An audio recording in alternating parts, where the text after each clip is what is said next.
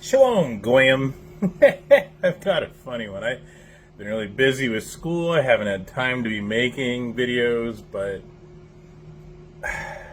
I'm in a mood to express this. Plus, I'm ahead of schedule.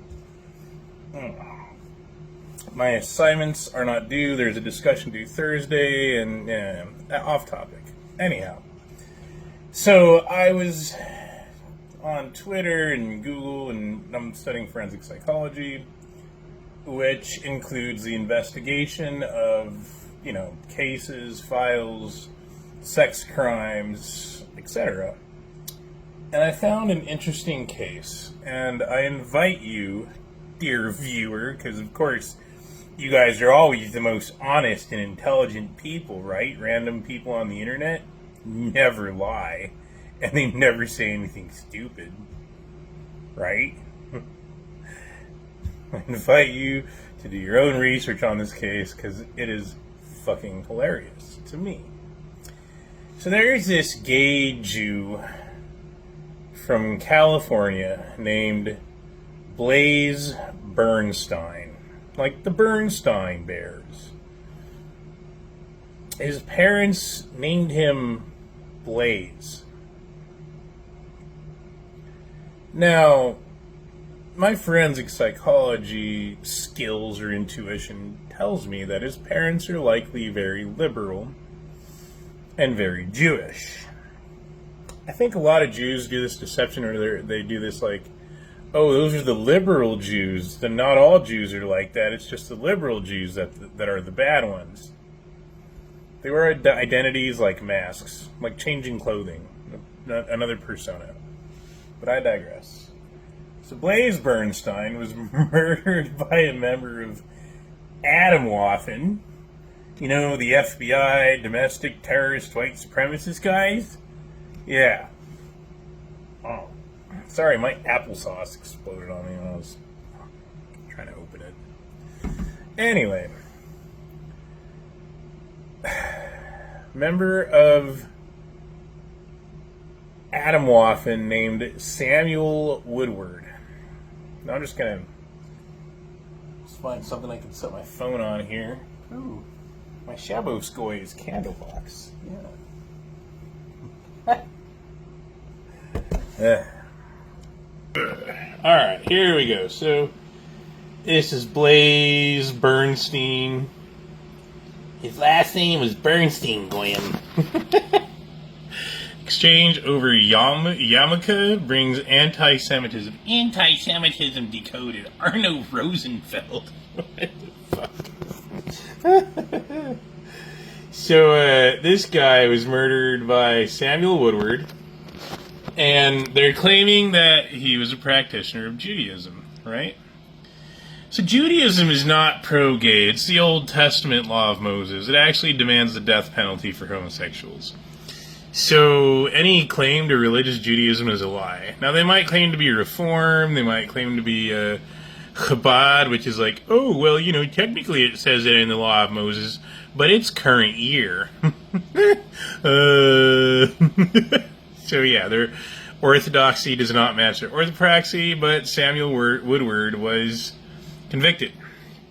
Now, the funny thing about this is Blaze Bernstein, as a homosexual, is a rapist. And he used cannabis to induce homosexuality in the Nazi, right? Active neo-Nazi group. Right, that's how they got together. This is how the homicide occurred. Now, yeah, the two matched on Tinder. Oh my god, what the fuck? Now, I don't know if that's true or not, but it probably is. I mean, holy fuck. The prey he had chosen was gay people. Oh, the irony. Because in this whole thing, Blaze Bernstein was the predator, but they're painting Woodward as the predator and pretending that, oh, he used Tinder to connect with a gay so he could murder him, right? Yeah, that's not what happened. I can guarantee you that's not what happened. You might question, how do you know that's not what happened? Well, the evidence here, or I should say his presentation of words that describe evidence, they are missing certain things that other articles about this exact thing have. There's all this weird shit about Amish community. Woodward was a Catholic, which is hilarious because Catholics and Nazis are gay, apparently. And Atomwaffen doesn't change that. Intersectionality, blah, blah, blah, blah, blah, blah, blah, blah, blah. Now, because I anticipated that the Forward is a Jewish publication, I looked up another publication, and Bernstein had touched his growing area while smoking cannabis together. Homosexual identity, religious identity, neo-Nazi group, Atomwaffen. So, Blaise Bernstein used cannabis to facilitate same-sex sexual assault. Cannabis-facilitated sexual assault. So I had to Google the cannabis, and then all these things show up that they were smoking marijuana in the night, and that's literally how the crime scene is depicted. Is the sequence of events was Blaise Bernstein said, "Hey, let's meet up." He tried to ply Samuel Woodward, his intended victim, with cannabis to cannabis-facilitated sexual assault, same-sex. Cannabis-facilitated sexual assault, and there's his victim who is convicted as the murderer, right? So it's weird because none of this is showing that Blaise Bernstein is actually a sexual predator who used cannabis to try to rape a neo-Nazi. Now, to me, it's weird that a gay Jew, had a Nazi fetish, right? Oh my God, they're so manly. Fuck. So, the gay Jew is obviously also suffering the effects of cannabis-induced psychosis. It could be that his dad pushing cannabis on him caused his homosexuality, caused him to be in constant psychosis, as most Californians are, because of cannabis. Or many Californians, I should say. And this led to his own murder because he wanted to spread the psychosis, as all weed junkies do. They just cannot contain it. They have to spread it. It's like the fungus that takes over the ant and controls its brain. That's what weed did to this faggot Jew. And it led to him trying to use marijuana to ply a neo-Nazi from Atomwaffen for sex. And technically the Nazi was the victim who murdered his attempted rapist. But because it's California, evidently the Jews own all the judges. They control the judges in California, the liberal Jews especially. So yeah, this is really dishonest and deceptive. Samuel Woodward was the victim of this Jewish marijuana sexual predator. But there's another case with a very, very popular case with a woman named Bryn Spedger. Just give me 1 second here, I will open her page. But Bryn Spedger, the roles were reversed. So Bryn Spedger was on a date with Chad O'Melia. Right, damn it, you fucking asshole. Excuse me. So Chad O'Melia had plied her with cannabis for sex.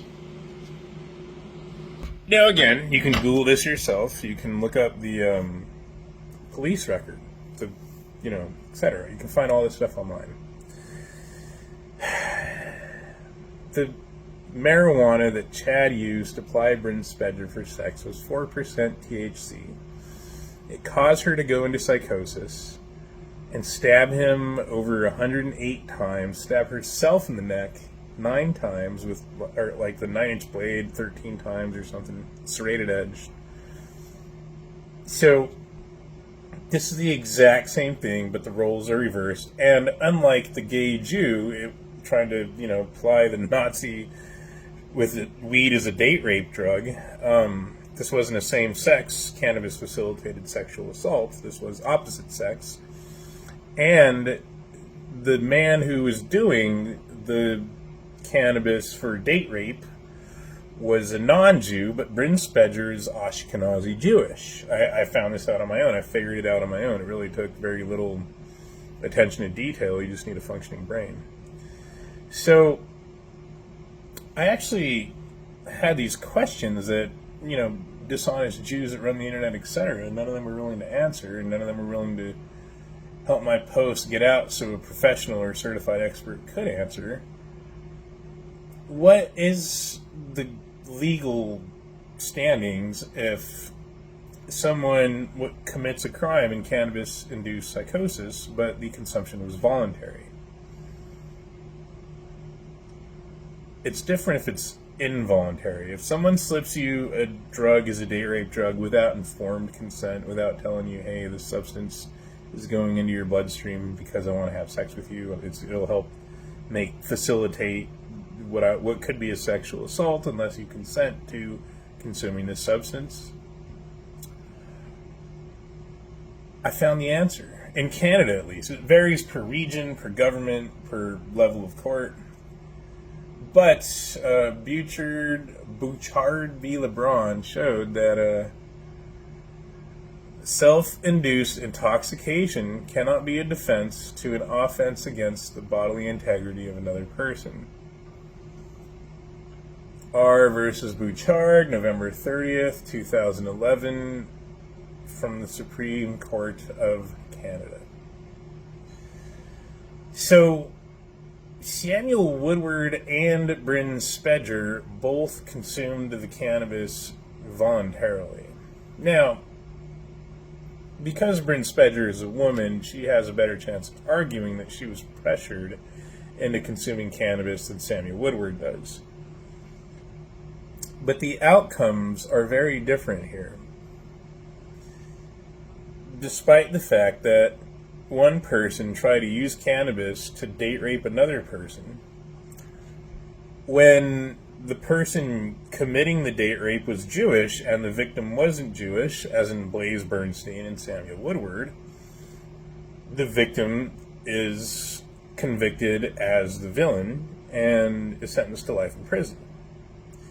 But when the roles are reversed and the person using cannabis to facilitate a sex crime is a Gentile, a Goyim, a non-Jew, and that's Chad O'Melia, and the victim is Jewish, which is Bryn Spedger, 100 hours community service and 2 years of probation, despite the fact that it was voluntary. I mean, arguably, he did say, oh yes, he pressured her into it. That was the testimony on record, on the police record, in the case file.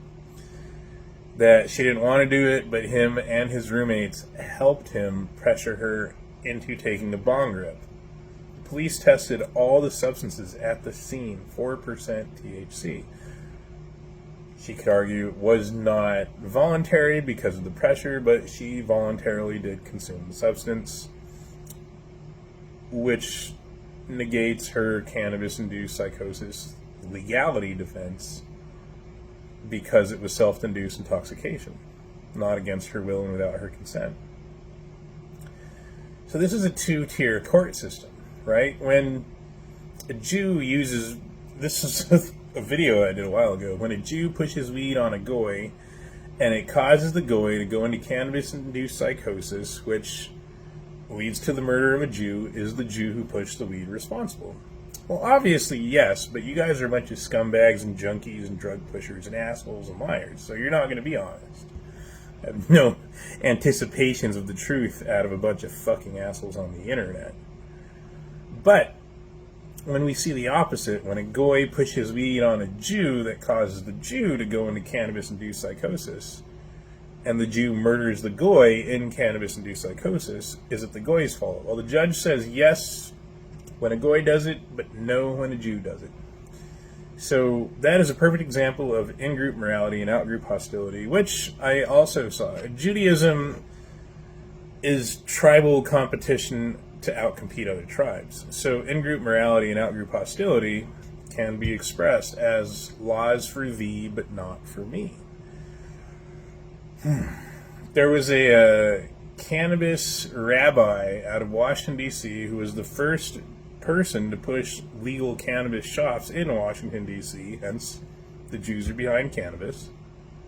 It's not just Jews or all Jews, Goyim are scumbags too, but Jews are definitely porn pushers and drug pushers.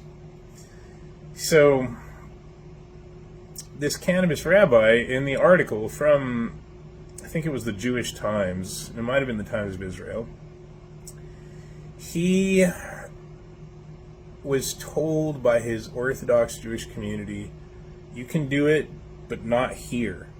Do it in the Gentile communities. Don't do it in our community.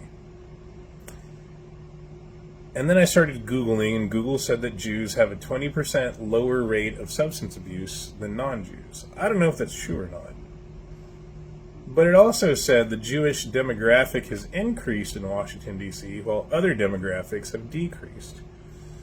So pushing marijuana on the other tribes, but keeping it out of your communities, is a strategy. It is absolutely warfare. Psychological warfare, birth rate warfare, eugenics, it's warfare. Marijuana is weaponized by Jews to reduce the Goyim populations while increasing the Jewish population. I got kicked out of a Jewish group for posting it on Twitter, which means that I'm telling the truth and I'm onto something. So,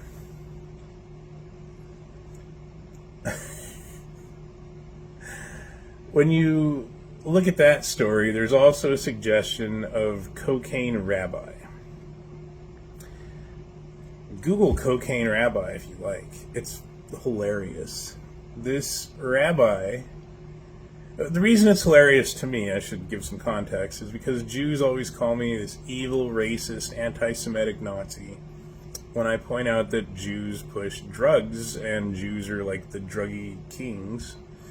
But then I repeatedly get proven right. Jews are weaponizing marijuana to, reduce Gentile populations, to shift demographics, etc. The Great Replacement, marijuana is a part of that. Jews are one of the hands that is the architect of that design. Not the only ones. There's Gentiles involved as well, of course. But the cocaine rabbi, he went on a cocaine and hooker binge for 3 days with cocaine and prostitutes. Baruch Hashem, right? Or something. Which the law of Leviticus states that he should have been put to death for adultery. So Jews don't even follow their own laws, right? Oh, well, it's current year, so the rabbi's got to have cocaine and hookers. His drug-dealing pimp who supplied him with his cocaine and prostitutes, that's the guy who put a stop to it after 3 days. Not a Jew, not Yad Hashem, the hand of God. No, it was the pimp. The cocaine-dealing pimp was the one who put a stop to the cocaine rabbi's cocaine and hooker binge.